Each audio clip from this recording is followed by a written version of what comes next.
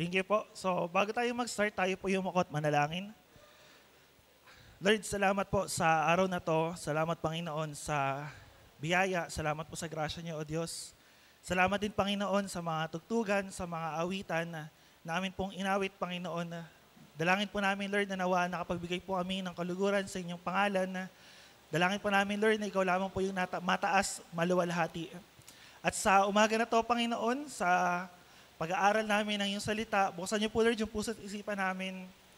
Makilala ka po namin, makatagpo ka po namin, O Diyos. Maranasan namin, Lord, ang iyong pagkilos, ang iyong paghipo, at ang iyong pangungusap, Lord, sa bawat isa. Panginoon, maraming salamat po at dalangin po namin, Lord, na i-bless niyo po ang buhay ng bawat isa na nakikinig na ito.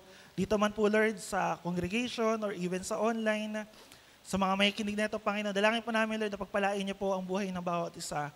At Lord, dalangin ko, hindi lamang po kami umalis dito nang may natutunan, may narinig, Panginoon. Bagkus, Lord, meron po kaming i-apply, gagawin sa aming mga buhay. Salamat po, O Diyos. Salamat, Panginoong Isus. Ito pong aming dalangin sa matamis sa pangalan ng aming Panginoong Isus. Amen. So palakpakan po natin si Lord. Ayan. So, nung tawag rito, minsan may mga na-encounter ako, tinatanong nila sa akin kung yung, familiar ba kayo sa word na relevant? I'm relevant.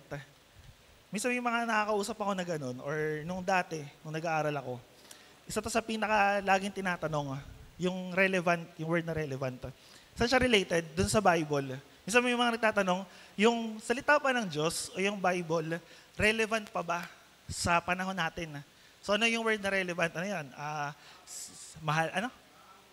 Naaangkop, may ugnayan, or para po may significant, may halaga, applicable pa ba siya sa panahon natin ngayon? Kasi kung titingnan natin, yung Bible, nasulat siya 2,000 years ago, or na-publish siya, I think, basta thousands of years na. Yung written history ng Bible is around 1,500 years mula nung time nila Abraham or mula pa nung kauna-unahan doon sa Old Testament. So yung sabihin, napakatagal na niya. Tapos ngayon, lagi nating inaaral, laging pinipreach dito, kasama sa mga Bible study natin, yung ang ating Panginoong Isus. And kung titingnan natin, ang ating Panginoong Isus kailan nabuhay? 2,000 years ago pa. So kapag minsan may mga nagtatanong, relevant pa ba yung Bible sa panahon natin ngayon? Or minsan kasi may mga gantong kabat, especially sa generation, minsan may magsabi, ano na yan, luma na yan, nung nakaraang generation pa yan. Bago na ngayon, ito na yung uso, ito na yung hit, ito na yung trend, ito na yung parang pangluma na yan. Pero titingnan natin, bakit patuloy pa rin natin inaaral yung Bible? So isa lang yung sagot, relevant pa rin siya sa panahon natin ngayon. Mahalaga pa rin siya, importante pa rin siya. Kasi bakit? Kasi yung pag-aaralan natin ngayon, may kita kasi natin sa Revelation eh. Kumbaga, para lang maano natin, related siya sa 7 churches. Pwede pa-flash nung, yung description, yan. Yung Revelation kasi, ang context, ang passage natin, kukunin natin sa chapter 2. Pero para magkaroon kayo ng mas malaking overview, yung Revelation 2:3, ang tinutukoy niyan, yung 7 churches sa Asia Minor, or sa panahon po natin ngayon, Turkey. Yan. Yung 7 churches na yun, merong purpose si Lord.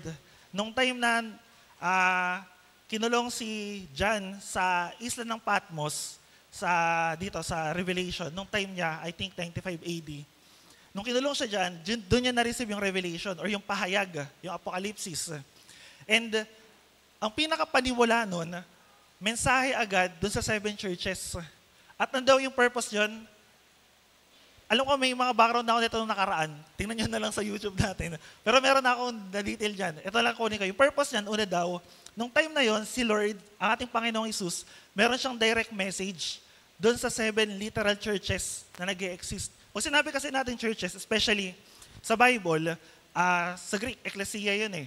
Sometimes tumutukoy yun sa atin, and minsan tumutukoy yun sa individual. Pwedeng as a community, tayo yung church, pwede rin as an individual. Kasi kung titinan nyo, 1 Corinthians chapter 3:16, sabi doon tayo mga templo ng Diyos at yung Holy Spirit yung nananahan sa atin. Then kaya tayo nagsasama-sama as a church.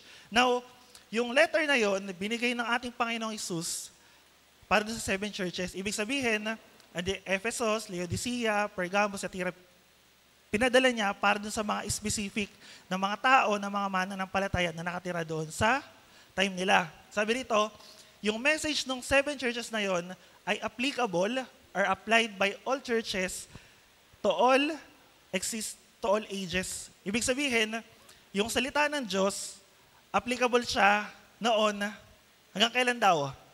Ngayon, hanggang sa susunod. So ibig sabihin, relevant pa rin siya sa panahon natin hanggang ngayon. So mamaya may kita natin bakit. Kasi kung titignan natin yung mga na-experience ng mga unang Christian, di naman malayo sa na-experience natin. Sabi nga ni King Solomon, yung panahon noon, tsaka yung panahon ngayon, parehas lang. Siguro yung intensity ng kasalanan, pwedeng sabi natin mas worse. Pero kung titingnan talaga natin, pag binasa niyo yung Bible, inaral niyo yung Bible, halos parehas lang. Kaya nga may mga may mga 80s, familiar ba kayo sa mga 80s? Minsan kasi nakaka-encounter ako nun sa TikTok eh. Sabi nila, describe nila yung evolution, sinasabi nila na ang Diyos daw ng Bible ay magagalitin, brutal, murderer. Kumbaga, yun yung description sa Old Testament. Pagdating daw ng New Testament, naging gracious si Lord. Ang character ng Lord, ang character ng Diyos, consistent all throughout the time. Ever since nung simula. So, ibig sabihin, hindi nagbabago ang Diyos. Ngayon, kailangan lang nating makita, kailangan nating makilala, maunawaan, sino ba ang Diyos? Ano ba yung katangian niya? Kasi kung di natin maintindihan, maunawaan yun, malilito tayo, lalo na ngayon sa panahon natin, sobrang bilis ng information. Tumambay ka sa TikTok, tumambay ka sa Facebook, tumambay ka sa Instagram. Marami kang makikita. Tambay ka sa YouTube. Ano pa ba mga bagong social media ngayon? O baka napag-iiwan na ako. Feeling ko kasi minsan parang tito na rin ako. Kaya hindi ko na maano eh. Now, ito yung message. Ngayon, para mas makita nyo, yung map, context po ng map. Ayan yung 7 churches sa Asia Minor. Ephesus, Smyrna, Pergamos, Thyatira, Sardis, Philadelphia, at Laodicea. Yung passage natin, may kita natin sa Ephesus, yung number 1. Yan. Maganda yung lugar nila kasi center yan ng commercial at the same time ng religious activity. So kung familiar kayo sa Temple of Artemis, yung 7 wonders of the ancient world, doon nakikita yun. So, at yung Ephesus, yung Epheso, yan ay parang gateway sa Europe tsaka sa Asia nung time nila. So kaya napakahalaga niyan kasi dyan yung passage natin. So yung Ephesus, pa-next po sa Ephesus. Ito lang yung simple description ng Ephesus. Ay ibig sabihin daw niyan ay desirable or yung apostolic church. Then, sabi nung isang author, ito daw yung Vanity Fair ng Asia. Pamilya pa kayo sa Vanity Fair?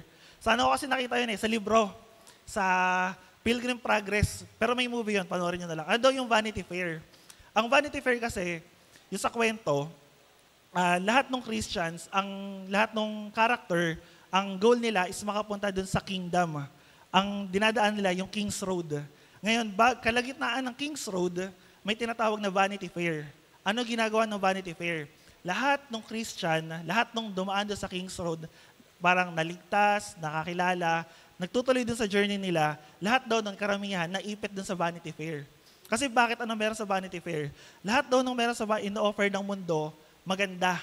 Parang, oy, Christian ka, maganda dito, tahimik dito, peaceful dito, masaya dito. Lahat ng hinahanap mo, nandito na. Di mo na kailangan magtuloy dun sa journey mo. Di mo na kailangan magtuloy. Kumbaga, ito yung pinapakita ng church ng Ephesus. Mamaya may kita natin bakit. Kaya sabi ko rito, center siya ng religious and commercial activity and malaki yung influence sa Asia tapos sa Europe. Now, yung Temple of Artemis, yung binabanggit ko kanina, dito siya makikita. Now, kung titignan natin sa passage natin, Revelation chapter 2, verse 2 hanggang 5, yung kukunin natin. Pero para mas makita natin, basahin natin yung buong passage. Pahayag chapter 2, verse 1 hanggang 7. Pahayag chapter 2, verse 1 hanggang 7. So, ano yung sinasabi rito? Sabi rito, ang mensahe para sa iglesia sa Efeso. Verse 1, isulat mo sa anghel ng iglesia sa Efeso, ito ang sinasabi ng may hawak ng 7 bituin sa kanyang kanang kamay at lumalakad sa gitna ng 7 ilawang ginto. 2, alam ko ang mga ginagawa mo, ang iyong mga pagpapagal at matiyaga ang pagtitiis. Alam kong hindi mo kinukonsinti ang masasamang tao, sinubok mo ang mga nagsasabing sila'y apostol at napatunayan mong sila'y huwad. 3, alam ko ring matyaga ka. Nagtiis ng maraming hirap alang-alang sa akin at hindi ka sumuko. Verse 4, subalit may isang bagay na ayaw ko sa iyo. Iniwan mo na ang pag-ibig mo noong una, alalahanin mo ang dati mong kalagayan, pagsisihan mo at talikuran ng iyong mga masamang gawa at gawin mong muli ang mga ginagawa mo noong una. Kapag hindi ka nagsisi, pupunta ako diyan at aalisin ko sa kinilalagyan ng iyong ilaw, ngunit ito naman ang napupuri ko sa iyo. Hinapopotan mo rin tulad ko ang mga ginagawa ng mga Nicolaita.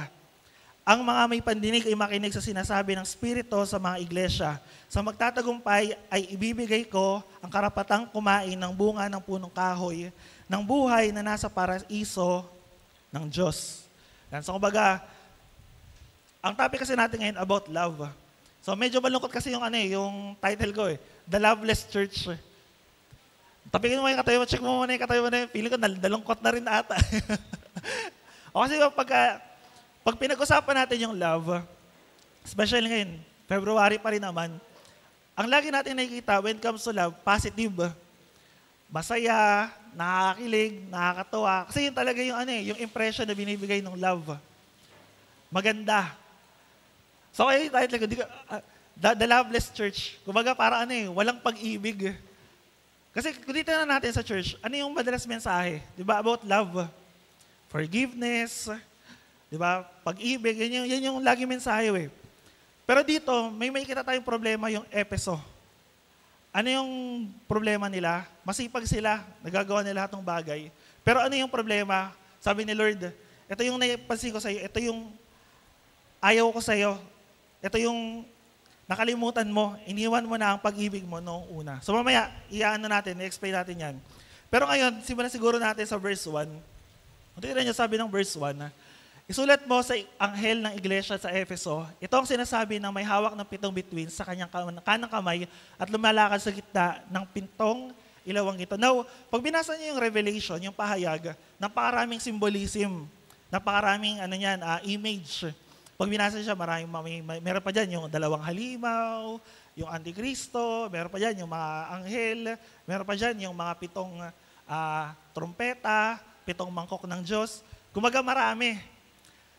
At sabi nung author, sabi nung mga scholar, yung mga symbols daw na yon, mabilis maintindihan ng mga unang tao, nung mga time na to. Kasi sa panahon po natin, may mga translation na Kumaga may mga interpretation. So sobrang dami, may kanya-kanya sila. Pero syempre, hindi tayo lalayo sa Bible. Alam niyo, ito yung pinakamaganda sa Bible Every time na nagbibigay siya ng symbolism or ng mga parables, especially si Lord, ina-explain niya agad. Although may mga ilan na hindi binanggit kung ano, pero pag inaral niyo yung culture nila, makikita niyo, malalaman niyo. Now, dito, sabi ng Panginoong Jesus kay John, dun sa vision, sabihin mo sa anghel ng iglesia ng Efeso, ito ang sinasabi ng may hawak na 7 bituin at lumalakad sa 7 ilawang ginto. So, kumbaga, imagine niyo, may hawak na 7 bituin, tapos 7 ilawang ginto. So, di ba parang yung ilawan nila, hindi katulad ng ilawan natin ngayon. Yung parang siyang may lampstand. Lampstand kasi sa English yan Tapos may ilawan doon sa taas. Parang tingnan niyo yung monopod na yan. Yung taas nun, hindi cellphone, ilaw. Ganun yung itsura nung lampstand. Now, pag binilikan niyo yung Revelation chapter 1, verse 20, in-explain ano yung bituin, ano yung lampstand. Pakicheck po. Ayan. Ano ba yung between tsaka yung lampstand? Simple lang Revelation chapter 1 verse 20. Sabi ron, next po, pinakadulo na. Hindi, yung verse. Sabi niya sa Revelation chapter 1 verse 20. Basahin ko na lang dito. Sabi niya, tungkol naman sa mga hiwaga ng 7 bituin, hawak ko sa aking kanang kamay at sa 7 ilawang ginto. Ano sabi rito? Ang 7 bituin ay ang mga anghel ng 7 iglesia. At ang 7 ilawang ginto ay ang 7 iglesia. So malinaw agad. So hindi na natin kailangan lagi mag-isip na ano ba yung 7 ilawan na to, ano ba tong 7 bituin na to. Kasi pag binasa niyo yung Revelation 2:3, yung message ni Lord, yung letter ni Lord, laging may opening, tsaka laging may closing. Yung opening niya rito, ayan. Sabi niya, siya yung may hawak ng mga 7 bituin, tsaka may lumalakad sa gitna ng 7 ilawan. Sa iba, meron pa yung ibibigay ko, yung magtatagumpay. Basta yung mga ganun siya, pag binasa nyo. So basahin nyo na lang po. Pero ngayon may kita na dito, ito itutukoy. Kaya sabi ko sa inyo, ang Bible, when it comes to symbolism, sa mga parables, lagi may explanation agad ang Lord. So basahin nyo na lang. And dito may kita natin, sabi ni Lord, yung 7 stars na to, ano yung tutukoy ng stars? Ito daw yung angels, anghel.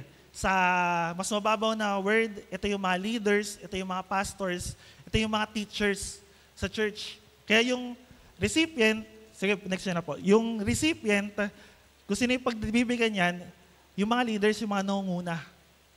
Pwedeng sa amin, pwedeng sa atin, basta lahat ng nangunguna, ito yung recipient yan. And ano yung lampstands? 7 churches in Asia Minor. Nung time nila yan, Ephesus, Smyrna, Pergamos, Thyatira, Sardis, Philadelphia, at Laodicea. Pero sa panahon natin ngayon, may kita natin, same na same pa rin yung message ng Panginoon noon hanggang ngayon. Hindi naman nagbabago. Mamaya, check natin kung bakit hindi nagbabago yung message ng Lord. Pero dito may kita natin, ano yung makikita natin, tsaka pinapakita ni Lord na siya yung great physician. Siya yung doctor natin. Minsan pag may ubo kayo or may sakit, may nararamdaman kayo masakit sa katawan, anong ginagawa nyo? Tapal-tapal lang o kaya biogesic mo na lang yan.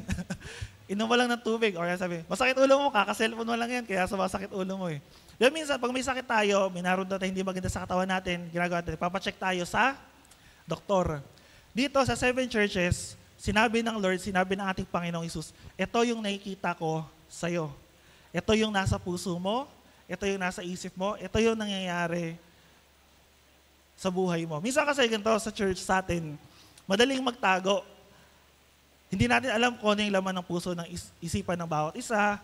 Hindi ko alam kung ano yung iniisip nyo tungkol sa akin. Hindi nyo rin alam kung ano yung iniisip ko tungkol sa inyo. Hindi nyo rin alam minsan kung ano yung mga pinagdaraanan natin. Minsan may mga nagtatago ng mga struggles sila, ng mga problem. Minsan naman, may mga nagtatago rin ng mga kasalanan. So, kaya sabi ni Lord, dito, pinakita ni Lord, siya yung doktor, siya yung physician, siya yung nakakaalam, hindi lang ng puso't isipan mo, lahat-lahat patungkol sa buhay mo, even yung mga tinatago mo, even yung mga tinatago natin, kaloob-looban, kasulok-sulukan, lahat yan alam ni Lord. Kaya nga, ang isa sa description sa kanya dito, siya yung may matalim na tabak, sa magkabila yung may talim. Hebrews chapter 4, verse 12, na yung salita ng Diyos, ang ating Panginoong Hesus, siya yung nakakatagos sa isipan, sa puso natin, alam niya yung intentions, alam niya yung motives, alam niya lahat ng patungkol sa iyo. Kaya ito yung sinasabi nila, ito yung message niya sa 7 churches, especially unang-una sa Efeso. Sabi ni Lord, alam ko lahat. Kaya sabi niya, di ba sa 3, alam ko yung mga ginagawa mo, alam ko yung mga pagpapagal mo, alam ko yung pagtsatsaga mo. Sabi niya, alam ko matyaga ka eh. Alam ko matiisin ka eh. Alam ko nagsasakripisyo ka. Pero ito yung hindi. And may kita natin hindi lang sa Efeso. Pag binasa nyo itong mga passages na to, sa mga susunod, may kita nyo. So hindi na natin tingnan yung ibang church kasi baka magulat kayo eh. Sabi ko kanina, baka daw mag-OT ako. Sabi ko, okay lang ba sa inyo mga 2 hours and a half? Joke ko lang. Kung baga 1 hour, sana 1 hour lang. Pero may kita natin dito, pinapakilala lagi ng Lord sino siya. And ano yung mga symbolism na yun. Mahalaga yun, especially dito. Pagdating sa verse 1, ito yung sinasabi ng Lord. Pinapakilala niya kung sino siya at kung ano siya. And may kita natin yung diagnosis. Ano yung diagnosis ng Lord? Especially sa Efeso. And i-check natin, baka ganito rin tayo. Verse 2 hanggang 3, pa-next po. Sabi ng Lord, sabi ng ating Panginoon Hesus, alam ko ang mga ginagawa mo. Ang iyong mga pagpapagal. May kailala ba kayo nagpapagal? Tanong mo katabi mo, nagpapagal ba yan? Mukha bang pagod? O mukha puyat? Alam at matyagang pagtitiis.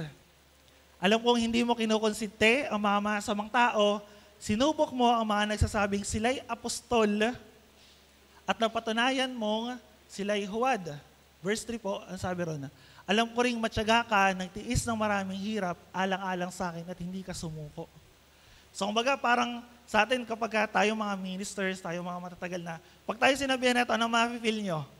Masaya, no? Nakaka-uplift ng spirit, nakaka-uplift ng feelings. Kasi para pinipraise ka eh. Pinupuri ka eh, sinasabi lahat ng mga magandang bagay. Yung nilista ko sa English version, yung mga commendable sa kanila. Pinakahuli po. Ano yung mga commendables? Ano yung mga magandang bagay sa kanila? Sa English na lang. Yan. Ito, sabi ng Lord, meron silang mga works, mga gawa, toils. Ayun, dati narinig ko itong toils na to, hindi ko siya maintindihan kung ano yung toils.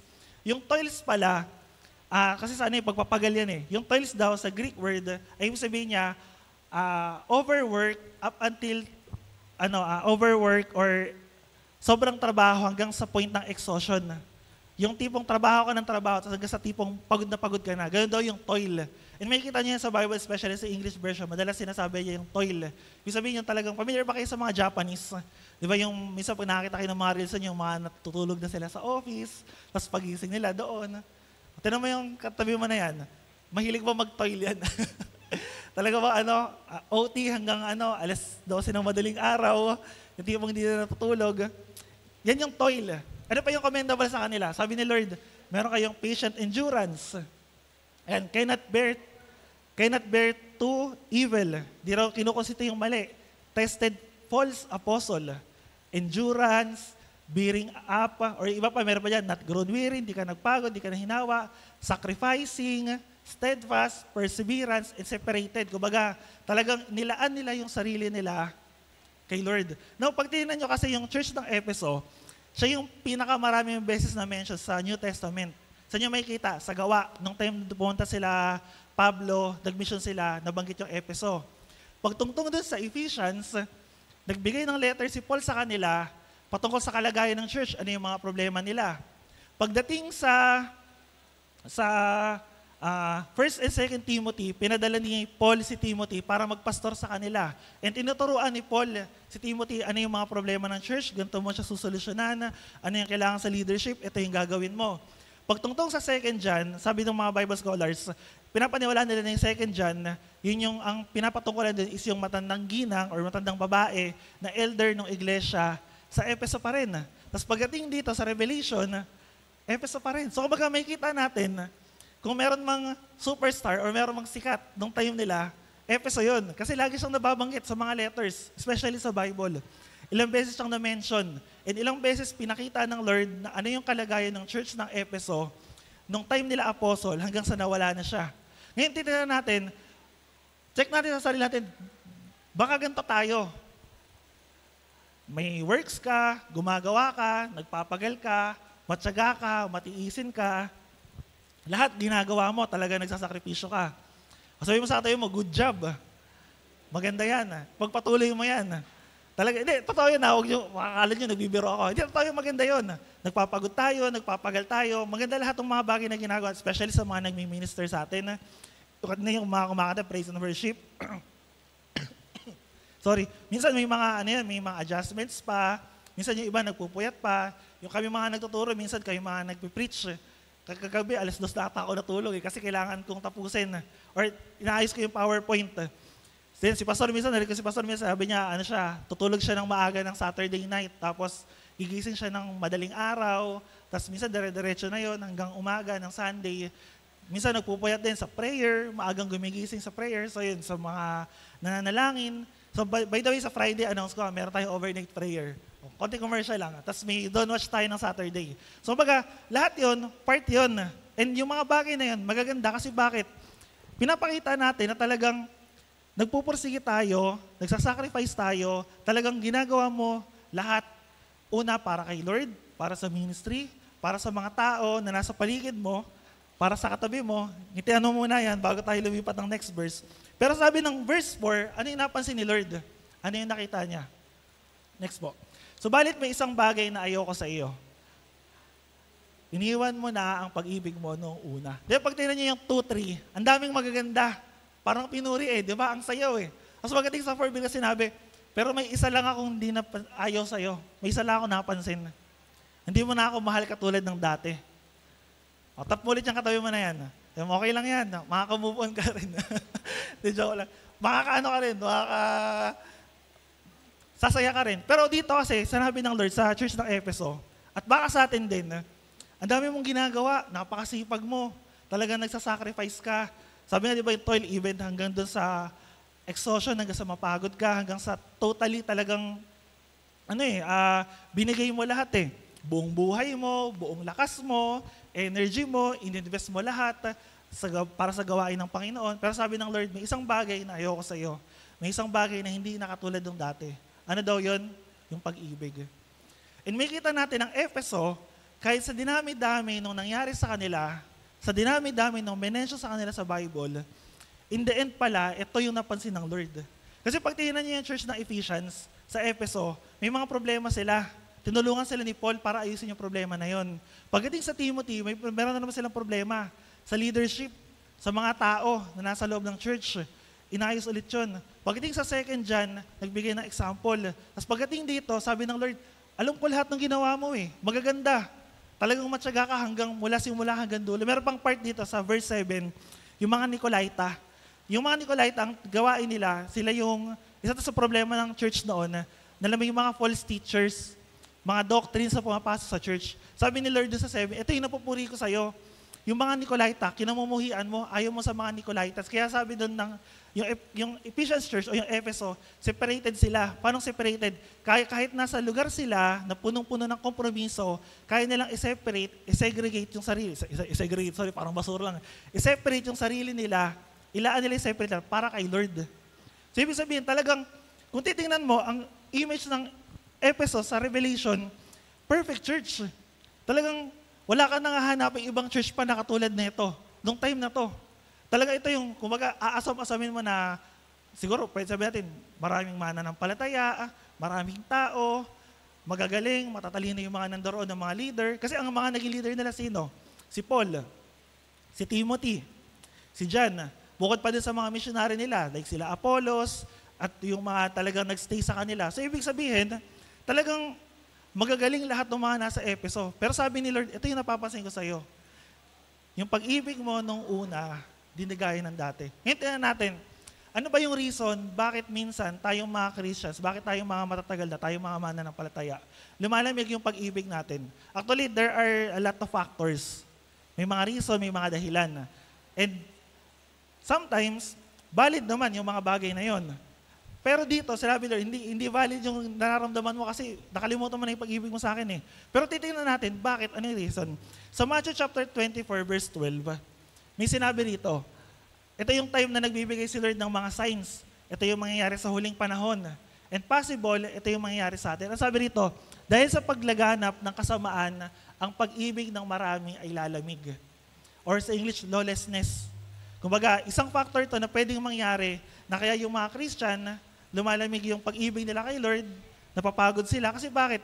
Kasi yung takbo ng mundo, yung nangyayari sa church, puro kasamaan. So since hindi ko nag-struggle ako, nahihirapan ako, magko-compromise na lang ako.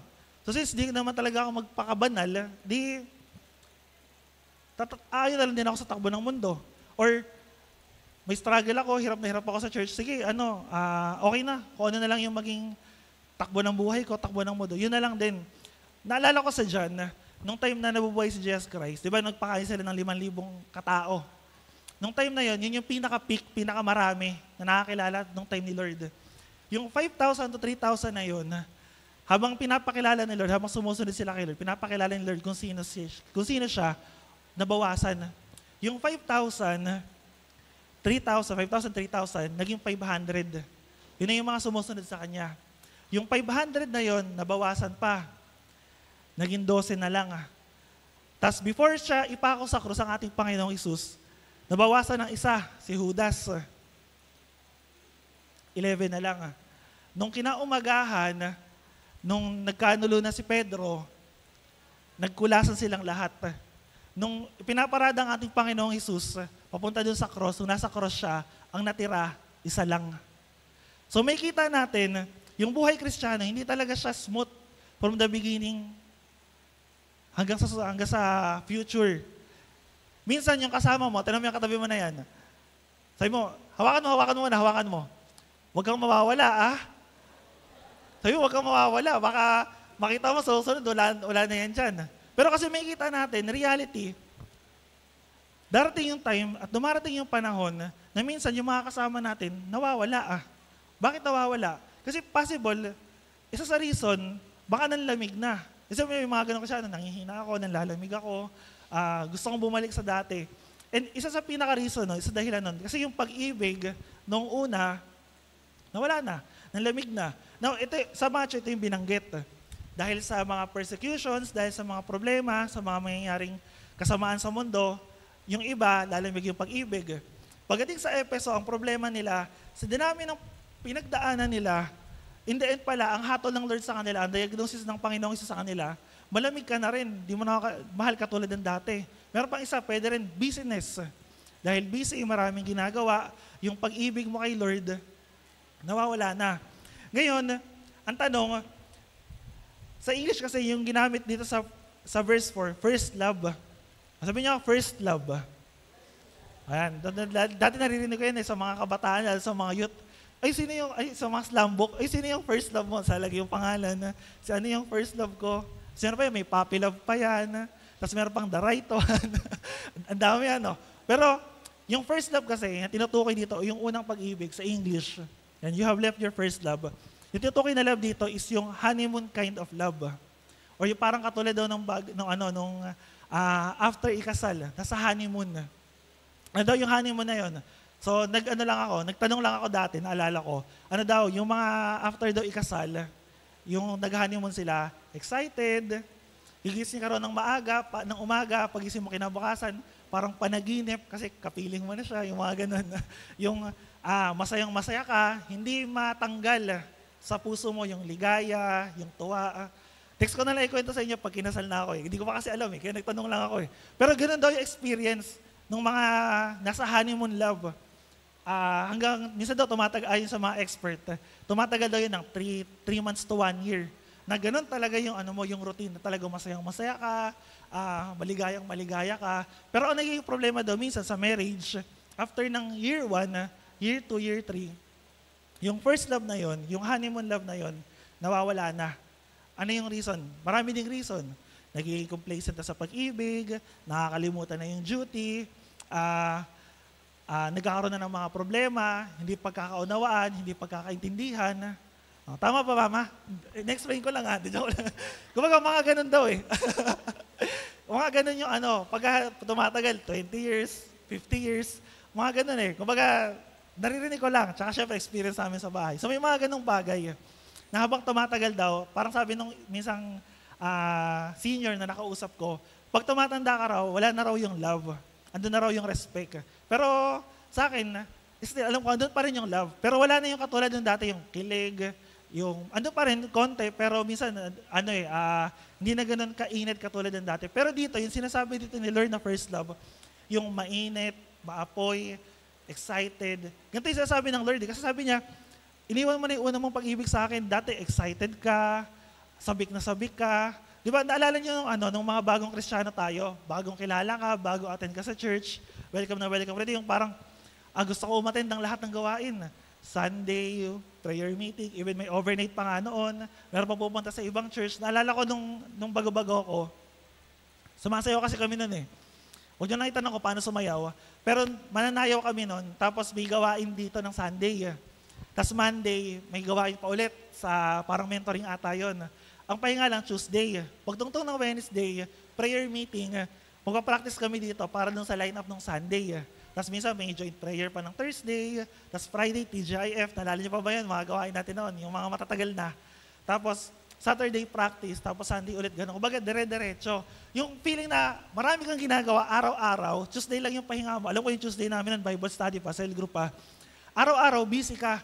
Pero hindi mo maramdaman yung pagod, hindi mo maramdaman yung inip, hindi mo maramdaman na yung parang, hindi mo maramdaman yung palalata. Talagang malakas ka, magagaling ka pa. Yung iba, nagagaling pa sa school. Yung iba, nagagaling pa sa work, diretso sa gawain. So, ganito tayo noon. Minsan, karamihan sa atin, talaga excited sa lahat ng bagay, excited sa lahat ng gawain. Ngayon, ang tanong ko po sa inyo, bago kayo pumunta rito kanina, excited pa ba kayo? O yung sabi ng iba, amen. Paano po yung iba? Medyo slate na lang, Kuya Joel. Puyat kasi ko kaya inaantok pa ako kagabi Or medyo excited naman kahit pa paano. Excited, basta kasama mo kasi ganito, mga ganyan. Pero ang tanong kasi doon, tayo ba excited pa ba? And yung tinutukoy dito ni Lord, hindi lang yung gawain ng Sunday. Yung tinutukoy kasi dito ni Lord, yung personal devotion natin. Paano personal devotion? Yung prayer life mo, yung Bible time mo, Bible reading, yung quiet time mo, ikaw tsaka ang Panginoon. Yung tinutukoy ni Lord. At kung titignan natin, pwede tayong maging masipag sa lahat ng gawain, pwede kang maging masipag sa lahat ng church, pwedeng katulad namin, nagpipreach ka, nagtuturo ka, marami kang Bible study, pwedeng marami kang role sa church, iba't iba yung ginagampanan mo, iba't iba yung ginagawa mo, pwedeng mong gawin lahat ng bagay na yon. Marami kang sinacrifice, marami kang ginawa, pero in the end, hindi mo na pala talaga mahal si Lord. And possible mangyari yun. Bakit?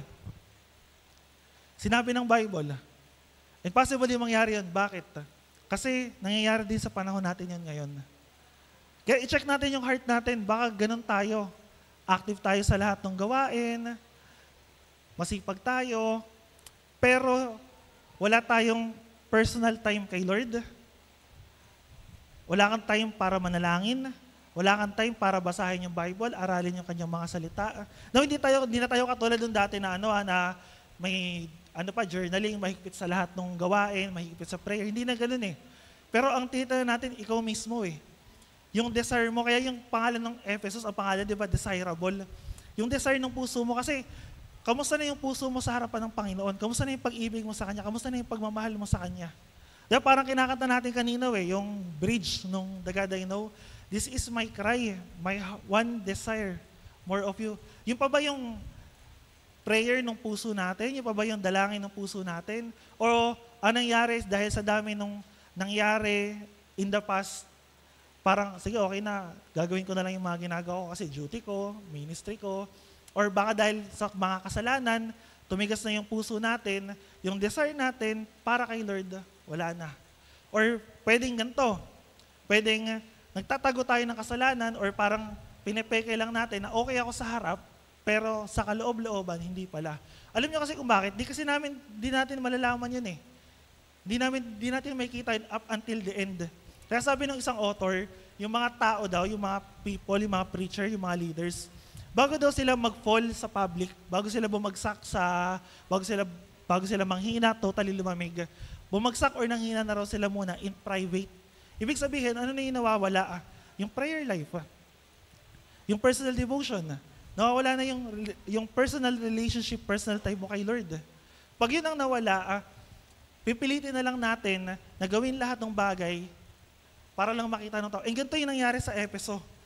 Nakalimutan na nila yung unang pag-ibig nila, and ang ginagawa nila is parang pinapakita na lang nila na okay lang ako, malakas ako, maganda ako, maganda yung mga nangyayari sa akin. Kaya titignan natin yung desire ng puso natin eh. Sa Luke chapter 7, kung naalala niyo yung kwento na to, ito yung kay Mary sa Bethany, yung nagbuhos ng pabango sa paa ni Jesus. And napakaganda nung sinabi ni Lord dun sa dulo eh. So kumbaga nagpunta si Lord, inimbitahan si Lord dun sa pagkain ng isang Pharisee, si Simon.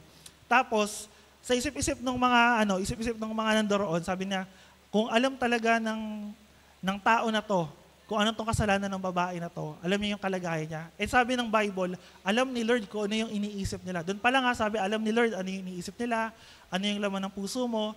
Kaya sabi ni Lord, tinanong niya si Simon, sabi niya, may dalawang tao nagkautang. Yung isa, malaki yung inutang niya, yung isa maliit lang. Yung dalawang tao na yon hindi nakabayad. Sa palagay mo, sino daw yung mas magmamahal doon sa nagpautang? Sabi ni Simon, yung mas umutang ng malaking bagay. And ito yung sabi ni Lord. 44, nilingon niya ang babae at sinabi kay Simon, nakita mo ba ang babaeng ito? Pumasok ako sa iyong bahay at hindi mo man lamang ako binigyan ng tubig para sa aking paa. Ngunit hinugasan niya ng luha ang aking mga paa at pinunasan ng mga ito ng sarili niyang buhok.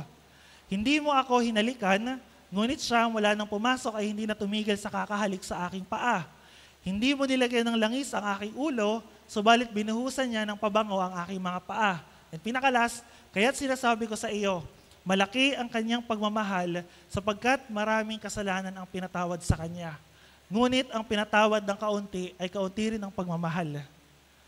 Nakikita nyo, kahit ang pinakatanong dito, ang question nito sa atin, gaano ba natin nakikita sa harapan ng Diyos yung mga kasalanan na ginawa natin? Gaano kabigat? And kung gaano kabigat yun, gaano natin na-appreciate, gaano natin nakikita kung gaano tayo pinatawad ng Diyos sa mga kasalanan na yun. Kasi kung hindi natin makikita yung bigat ng kasalanan natin, hindi natin makikita kung gaano tayo pinatawad ng Diyos, yung pagmamahal natin, mababaw lang din. Kaya sabi nito Lord, yung mas pinatawad sa malaking kasalanan, wala kasi kasalanan na May level 1, level 2, level 3. Although sabihin natin yung adultery, yung pagsamba sa Diyos-Diyosan, yan, mga mabibigat na kasalanan na yan eh. Kasi talagang ano na yan eh, pinagbawal na ng Bible yan. Pero ang tanong ko sa inyo, yung kasalanan ba na maliit at kasalanan na malaki, magkaiba ba? Halimbawa, sa pagnanakaw, yung nagnakaw ba ng milyon at nagnakaw ng piso, magkaiba ba sila? Siguro kasi sa amount ng pera, di ba? Pwedeng yung milyon, di mo alam kasi marami siyang pagkagastusan. Pero sa harapan ng Diyos, yung piso at yung 1 milyon, parehas lang ng halaga yun. Parehas ng pagnanakaw yun, parehas kasalanan yun. And bago ka makarating doon sa mga malalaking kasalanan, sa mga mabibigat na kasalanan, nagsimula muna doon sa mga maliliit. Kaya kung titignan natin, yung mga maliliit na kasalanan, yung mga compromises na yun, pag lumaki yun, doon siya bumibigat. Pero yung bottom line, yung maliit o malaking kasalanan na yan, mabigat o magaang kasalanan, parehas lang sa harapan ng Diyos. Kaya ang tanong dito, gaano ba natin nakikita yung kasalanan natin? Gaano natin nakikita yung bigat ng kasalanan natin? Diba, isipin nyo. Diba, pag-isipan nyo lang na maigi, gaano ba kabigat yung kasalanan ko? Nagsinungaling ka, gaano kabigat yung pagsisinungaling na yun? Nakakupit ka, gaano kabigat yung pangungupit na yun? Pwedeng may mababagsak, yung ilan mababagsak sa immorality, yung iba mababagsak sa pornography, yung iba mababagsak sa mga mabibigat, mga kalunos-lunos na kasalanan. Pero ang tanong, ano yung pinagkaiba ng kasalanan na yon sa kasalanang nagawa natin? Wala. Parehas yung pantay-pantay sa harapan ng Diyos. And dito, may kita natin kung gaano mo nakita yung sarili mo na makasalanan, kung gaano ka pinatawad, tinubos, binayaran ni Jesus Christ, yung ng dugo niya, yung kasalanan. Doon mo mapipil yung gaano mo kamahal si Lord. Kasi talagang, Lord, pinatawad mo ako sa mga kasalanan ko mula nung bata ako hanggang paglaki ko. Hanggang ngayon, pinapatawad mo ako sa mga kasalanan na nararanasan ko. Meron isang example nito, yung parable ng tax collector tsaka nung Pharisee. Para silang pumasok sa templo. Yung tax collector, sabi ng tax collector, "O Diyos, salamat. Nagpapasalamat ako sa iyo kasi hindi ako katulad ng maniningil ng buwis na to. Makasalanan, nangangalon niya." Nilista niya yung list ng kasalanan na yun sa Luke 18. Nilista niya, sabi niya, "Buti na lang, Lord, salamat kasi di ako katulad ng tao na to." While yung tax collector, yung maniningil ng buwis, anong sabi doon? Nakaharap siya sa Lord, nakaharap siya sa templo, hindi man lang niya maitaas yung ulo niya, kinakabog niya yung dibdib niya, sinasabi niya, "Lord, mahabag ka sa akin na isang makasalanan." Although yes, yung buhay ng isang tax collector nung time nila, talagang babad sa kasalanan. Pero hindi yun yung tinatanong kung gaano ba kalaki yung kasalanan mo eh. Kasi yung Pharisee, sila? Di ba? Mga hypocrites. Sabi pa nga nila sa kanila, yung mga lahi ng ulupong, mga traidor. Di ba? Mabigat na kasalanan na yun, idolatry na yun. Pero bakit hindi makita? Bakit hindi nila mapansin? Kasi yung weight ng kasalanan natin, depende kung gaano natin ito nakikita. Kung gaano natin kakilala si Lord, gaano natin naiintindihan yung salita niya, doon natin makikita kung gaano ba kabigat yung kasalanan natin sa harapan ng Diyos. And baka katulad tayo minsan ng tax collector, "Lord, thank you kasi hindi ako katulad ng tao na to. Yung kasalanan niyo, bumagsak siya sa adultery, yung kasalanan niyo, bumagsak sa immorality. Buti na lang, Lord, magaan pa yung kasalanan ko." May ganito nung nag-aaral ako. Sabi nung teacher namin, ano daw pinagkaiba ng pornography at immorality? So sabi ng iba, hindi, mabigat yung immorality kasi nangalo niya ka, nag-cheat ka, may sexual na nangyayari physically. Yung pornography, nanood ka lang naman eh. Di ba? Wala ka namang ginawa, nanood ka lang. Ano pinagkaiba nun? So siyempre, mas mabigat daw yung immorality. Kasi may ginawa. Parehas lang yun. Walang pinagkaiba yun. Sabi ni Lord, di ba sa Matthew, kung tumingin ka sa babae ng may pangangalo niya, nagkasala ka na rin ng pangangalo niya, immorality. Kaya yung pornography sa panahon natin ngayon, kasi isa yun sa mga kasalanan na tinatago eh. Yung kasalanan na yun, wala lang chance gawin, pero pag nagkaroon ng chance na gawin, sa palagay niya saan din siya pupunta? Immorality rin.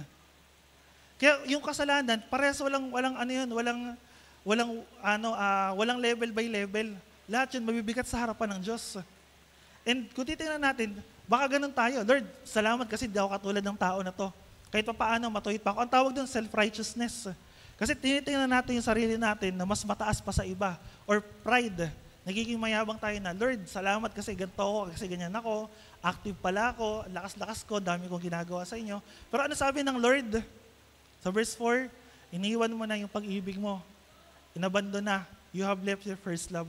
Inisip ko minsan, inisip ko kahapon, bakit first love? Pwede namang yung apoy nung pag-ibig, pwede naman yung love. Kasi kung titignan niyo, sabi ng 1 John 4:19, sino daw yung unang umibig sa atin? Ang Diyos. So ibig sabihin, lahat ng pag-ibig na nararamdaman natin, karamihan doon, kadalasan doon, puro self-love lang, pang sarili lang. Ibig sabihin, may sarili ka lang intention, may sarili ka lang motive, may reason kung bakit ka nagmamahal, may reason ka bakit gumagawa ng isang bagay, kung yung love na yon hindi talaga galing kay Lord. So kaya siya first love, kasi si Lord talaga yung unang umibig sa atin, at si Lord yung unang nagpadama ng pag-ibig sa atin. Kasi kung magpapadama tayo ng pag-ibig sa iba, laging may nakatagong motive, laging may nakatagong intention. Kaya i-check natin yung mga puso natin, i-check natin yung mga heart natin. Yung love ba natin kay Lord, pure pa ba? Yung love ba natin sa kapatiran, pure ba? Yung love ba natin sa ministry, pure ba? Malinis ba? Dalisay ba? Talaga bang yung intention tsaka motive mo totoo para kay Lord? Kasi pwedeng gumagawa ka, nagpapakahirap ka, pero hindi mo na talaga mahal si Lord. Yun yung nakakalungkot dito kasi, ang daming ginawa ang daming nangyari Pero, ano yung nangyari? Ano yung ending? Pag tingnan niyo sa church history, nasaan yung 7 churches ngayon? Especially yung Ephesus, nawala Sabi ng isang vlogger, pumunta siya ng Turkey para hanapin yung 7 churches. Yung pinakaunang church, nawala Kasi bakit? Yun yung warning ng Lord sa Ephesus.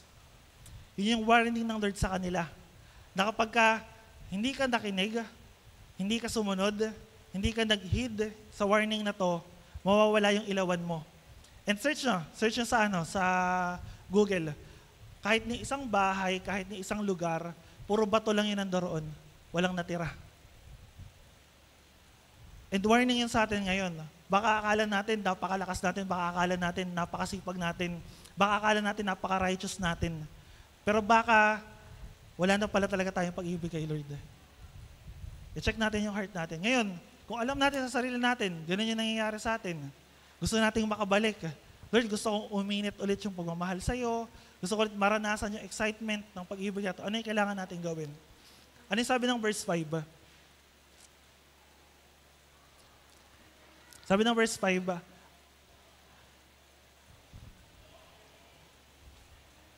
sabi sa verse 5, alalahanin mo ang dati mong kalagayan, pagsisihan mo talikuran ng iyong masamang gawa, at gawin mo muli ang ginawa mo noong una. And ito yung warning. Kapag hindi ka nagsisi, pupunta ako dyan at aalisin ko sa kinilalagyan ang iyong ilawan. Ito yung binanggit ko kanina. Sa history, tinuruan tayo ng Lord ano yung nangyari sa Ephesus. Nawala. And baka warning din sa atin, hindi lang baka, and maybe ito talaga yung warning sa atin, ito yung mangyari sa atin. Ano sabi ng Lord, ano yung kailangan natin gawin? 3 R. Sabi niya R. Baka may bulol sa inyo. L, R. Remember, repent, repeat. Remember, repent, repeat. Ano yung alalahanin nyo? Yung remember, sabi niyan, giving our minds. Minds are given to Christ. Yung isip natin, ibibigay natin kay Kristo. Alalahanin natin, ano ba yung ginawa ni Lord?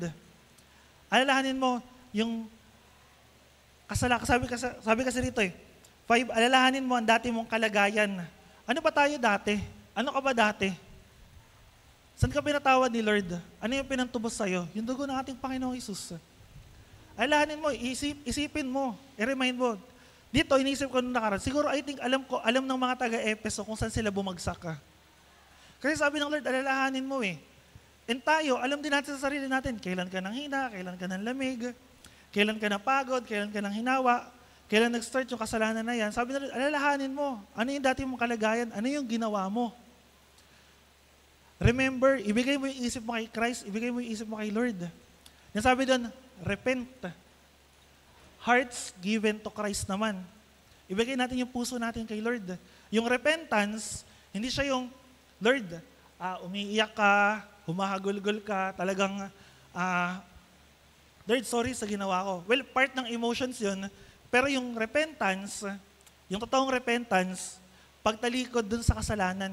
Ibig sabihin, tinalikuran mo na siya, hindi mo na siya gagawin ulit.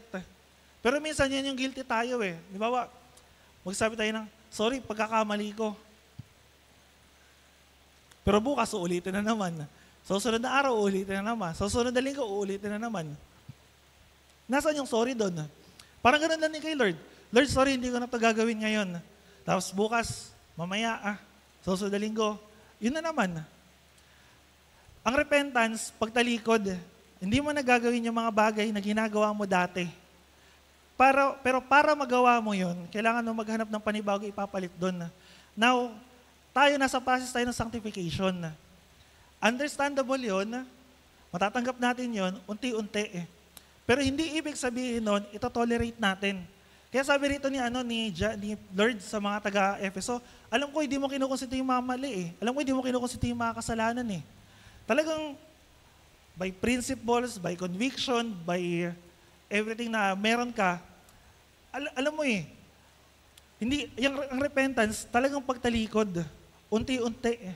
Kaya sabi yung buhay daw natin ng Christian, hindi tayo nawawalan ng kasalanan. Pero yung kasalanan, nababawasan. Ibig sabihin, pwedeng makakapagsinungaling ka pa rin, pero hindi ka na sinungaling. Nagigets nyo? Pwedeng nakakapag-isip ka pa rin ng masama, pero hindi mo na lagi siyang ginagawa. Pwedeng bumabagsak ka pa rin sa kasalanan ng pride, pero hindi ka na prideful. Pwedeng nagagawa mo pa rin yung mga kasalanan na yun, pero hindi ka na alipin ng mga kasalanan na yun. And part yun ng repentance, part yun ng unti-unting pagbabago sa atin ng Panginoon. Pero sana maintindihan niyo po na yung kasalanan na inuulit-ulit, kahit sorry tayo ng sorry, wala yun. In the end, ang mangyayari lang sa puso natin, ang titigas. Pag tumigas yung puso mo, manlalamig yung pag-ibig mo, katulad dito, pakitang tao na lang na naglilikod pa rin tayo kay Lord, pero wala ka ng pag-ibig. Repent. Kaya ito yung lagi sabi ng Lord, di ba? Magsisitalikuran ng inyong mga kasalanan. Magsisitalikuran ng inyong mga kasalanan. And hindi lang siya applicable sa mga bagong Christian, even sa ating mga matatagal na. Katulad dito. Hindi siya pangbaguhan lang, pangdatihan siya. Kaya laging prayer na, di ba, Lord, patawarin nyo kami, linisin nyo kami, pagindapatin nyo kami sa inyong harapan. Kasi kahit anong gawin natin, makagawa pa rin tayo ng kasalanan. Makapag-isip pa rin tayo na hindi maganda. And remember, repent, ano yung huli? Repeat. Ulitin mo yung mga bagay na ginagawa mo nung una. Naalala niyo yung honeymoon kind of love? Yung pag-ibig na ganon, nung una tayo nakakilala kay Lord, sabi niya, alalahanin mo, magsisi ka, pagkasisi mo, ulitin mo yung mga bagay na ginagawa mo nung una. Ano yung ginagawa mo nung una? Active ka, nagba-Bible read ka, may quiet time ka, may disiplina ka sa oras. Sabi Lord, ulitin mo ulit. Gawin mo ulit yung mga ginagawa mo nung una. Lord, mahirap eh. Parang hirap na akong bumalik sa'yo, parang nahihiya na akong humarap sa'yo, parang ang dami ng hadlang, parang ang dami ng sagabal. Sabi Lord, alalahanin mo, ulitin mo. Kasi pag hindi natin sinimulan, hindi natin ginawa, walang mangyayari. Minsan nga, ang gaganda pa ng mga sinishare natin eh. Yung malayo pa pero malayo na, tuloy-tuloy lang. Minsan ganun yung mga sinishare natin, mga nakaka-motivate sa atin eh. Ganun din sa spiritual. Kung babalik ka, unti-unti lang din. Hindi yung akala pag after ba neto, okay ka na, tas maapoy ka na ulit. Hindi eh. Darating pa rin yung time, may problema pa rin.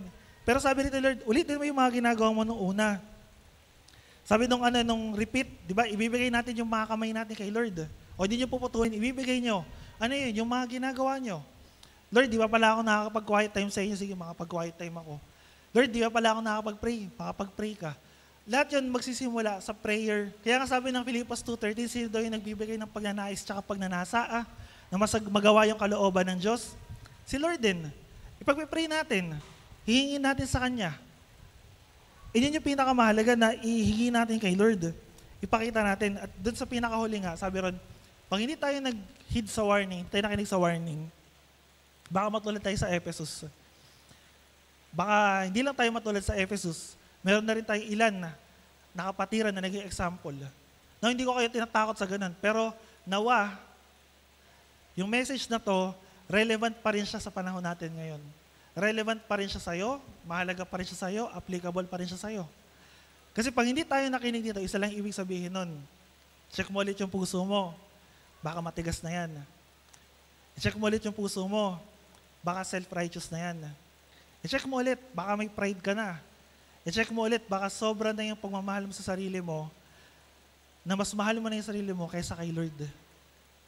I-check mo. Kasi dito, ano yung title natin? The Loveless Church. Diba? Nakakalungkot nga eh, di ba? Church siya, pero walang pag-ibig eh. Walang pag-ibig kanino? Kay Lord mismo. Kay Kristo mismo. And yun yung titingnan natin. Sa Psalm chapter 51, tignan nyo ba, Psalm 51 sabi rito, ito yung awit ni Haring David after niyang magkasala kay Bathsheba. Ano yung sabi niya? Sa English na lang, "Create in me a clean heart, O God, and renew a right spirit within me." Sabi Lord, linisin niyo yung puso ko. Next, 11, "Cast me not away from your presence." Huwag niyo po ako ilayo sa presensya niyo. "And take not your Holy Spirit from me." Huwag niyo pong alisin yung spirito niyo, yung presensya niyo. Ano sabi ng huli? 12, "Restore to me the joy of your salvation and uphold me with a willing spirit." Natanongin mo yung sarili mo ulit. Yung galak ba, yung saya, hindi lang saya, yung galak ka, yung tuwa.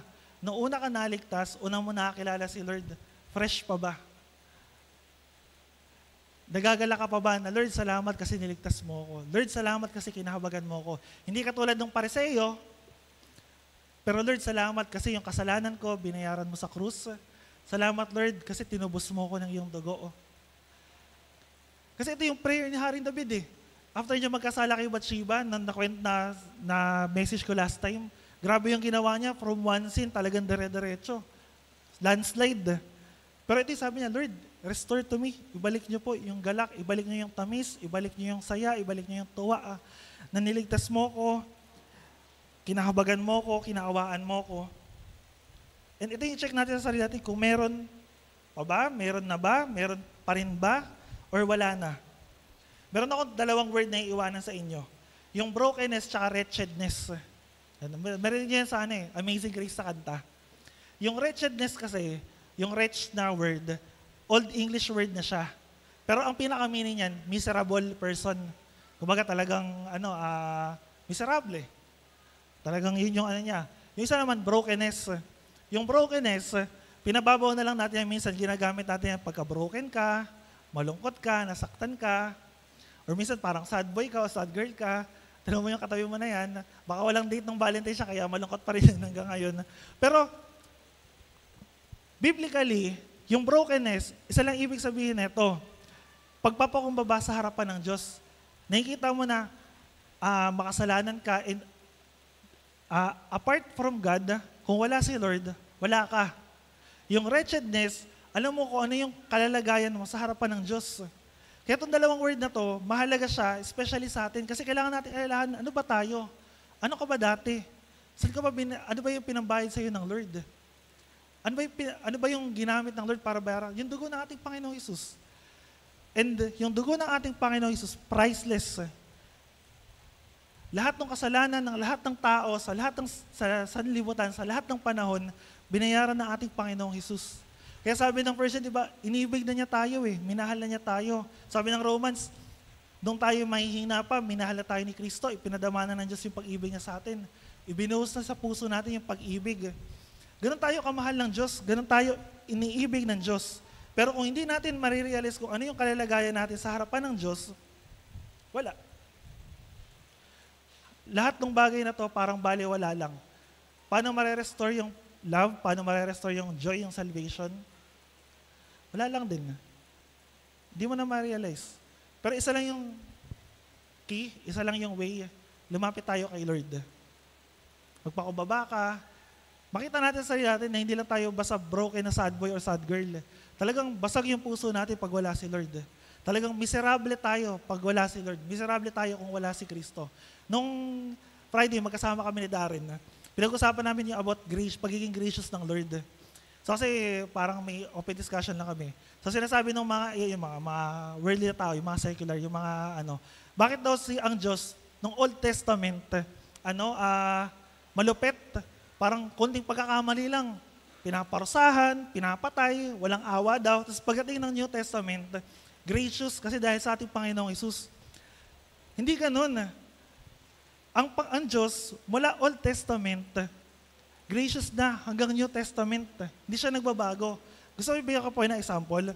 Sa Garden ng Eden, kung hindi gracious ang Lord, naglagay siya ng rules, binakura niya sana yung, ano yung puno doon? Yung puno na nagbibigay ng karunungan tungkol sa mabuti at masama, tsaka doon sa puno na nagbibigay ng buhay. Kung hindi gracious ang Lord, di sana, di niya na nilagay, di niya hinayaan na binigyan ng kalayaan yung tao. Di sana, dilak niya na lang sila doon, tinanggal niya na lang, sabi ng ibang mga pilosopo, di sana tinanggal na lang yung dalawang puno ron para hindi na tayo nahulog sa kasalanan. Gracious pa rin ang Lord, nung nagkasala ang tao. Gracious ang Lord. Paano siya gracious? Gracious ang Lord kasi pinaalis niya sa Garden ng Eden, si Adan at si Eva. Alam niyo kung bakit? Saan yung grace doon? Kasi parang sa iba, parusa. Asan yung grace doon? Kinain nila yung puno na nagbibigay ng karunungan. Ano yung next na tree? Puno na nagbibigay buhay. Kung nakain din nila yung bunga na yon, alam niyo kung ano mangyayari sa ating mga tao? Wala na tayong katubusan. Wala na tayong redemption. Kasi bakit? Kasi lahat tayo, wala nang kamatayan. Kaya gracious ang Lord, pinaalis siya sa Garden ng Eden, si Adan tapos si Eva. Sa Old Testament, yung mga prophet, gracious ang Lord kasi bakit? Nagbibigay siya ng warning. Yun yung purpose ng prophet sa Old Testament. Magbigay siya ng warning. Kung hindi gracious ang Lord, anong gagawin niya? Matigas ang ulo niyo, parusahan ko nga kayo. Ito yung mangyayari sa inyo. Hindi, gracious pa rin ang Lord. Kaya pagdating sa New Testament, sa pamamagitan ng ating Panginoong Hesus, mas lalong ipinahayag yung biyaya, yung habag, yung grasya ng Diyos sa atin. Mas malinaw na, mas nakikita natin, mas naiintindihan na natin. Kaya ang Diyos, mahabagin siya, even sa church ng Efeso. Di ba kung hindi gracious ang Lord, edi sana pinarusahan niya na lang yung mga taga-Ephesians. Kung hindi gracious ang Lord, edi sana pinarusahan niya na lang tayo. Pero minsan magtataka kayo, bakit minsan kahit nagkakasala tayo, nagkakamali tayo, binibless pa rin tayo ng Lord. Tuloy-tuloy pa rin yung buhay natin. Diba? Kung hindi gracious ang Lord, di sana pinabagsak niya na itong building na to, tinamaan na tayo ng kidlat kanina, hindi na tayo nagising kaninang umaga. Gusto ko pong maintindihan nyo na mahabagin ang Diyos. And ang way doon, ang key doon, lumapit tayo sa Kanya. Tumakbo, sabi nga ng Hebreo, tumakbo tayo sa Kanyang trono eh. Pero hindi natin may iwasan. Dito siguro ako mag-e-end. Doon sa sinabi ni Charles Spurgeon na, nalagay mo ba? Ayan. Ang sabi ni Charles Spurgeon, "Come boldly, believer, for despite the whispering of Satan." Ano yung whispering of Satan? Yung paghatol sa ating mga kasalanan, mga nagawa mo, yung past mo, and the doubting of your own heart. Katanggap-tanggap pa ba ako? Makakabalik pa ba ako? Worthy pa ba ako? Malinis pa ba ako?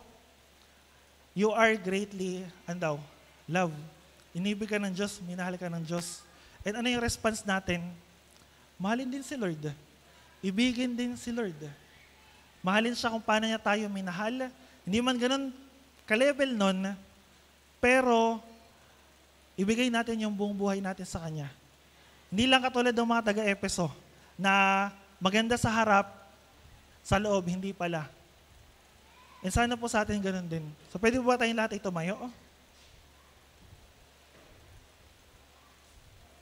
Dalangin ko po sana sa atin, kung meron man sa atin, feeling mo yung pag-ibig ng Lord, hindi na katulad ng dati sa'yo or hindi mo siya ramdam.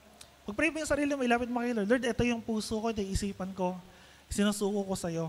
Lord, ito yung kasalanan ko, sinusurrender ko sa'yo. Lord, ito yung naging buhay ko eh. Ibibinibigay ko na po sa inyo.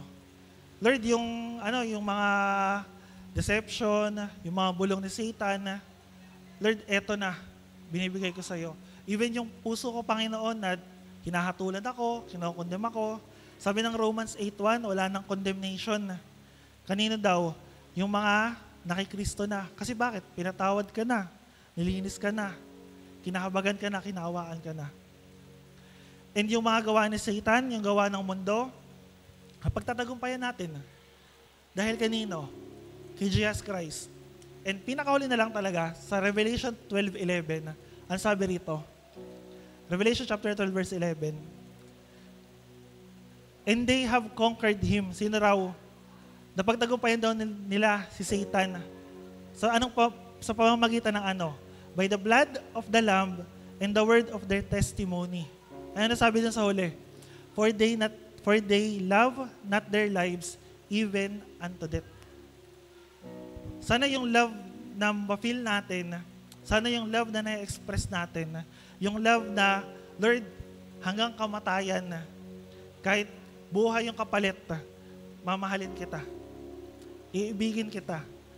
Ito yung ibigay natin. Kasi minsan ganun naghahanap tayo ng reciprocation ng pag-ibig sa ibang tao, sa ka-relationship natin, sa family natin, sa friends natin. Naghahanap tayo ng some person na magre-reciprocate ng lahat ng love na meron tayo. Pero sabi ng Bible, yung love ng Lord, ibinigay na sa atin ibinuhos na sa atin Hindi lang natin makita, di lang natin ma-appreciate.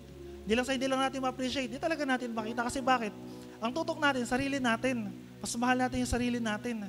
Kaya ano nangyayari? Yung love natin kay Lord, nawawala. Maganda lang tingnan, pero sa loob, hindi pala. And daw yung love na ipakita natin, Lord, even unto death. Yung revelation, nung time nila dyan, nung mga first Christians, karamihan sa kanila inuusig. Pinapatay, ginagawa ng kung ano-ano para lang mahatulan na ito, patayin niyo to, ikulong niyo to. Nung time ni John, ayon sa history, may nasunog daw na temple, tapos isinisi sa mga Kristiyano. Kaya mas lalong umigting yung persecution ng time nila. Kasi bakit? Kasi sa kanila ibinubunton Sa kanila ibinibigay. Ano ginawa ng mga Christian? Dininay ba si Lord? Natakot ba? Tumalikod ba? Hindi Sabi ng Revelation, even unto death, minahal nila si Lord. And tayo, hanggang kailan natin mamahalin si Lord?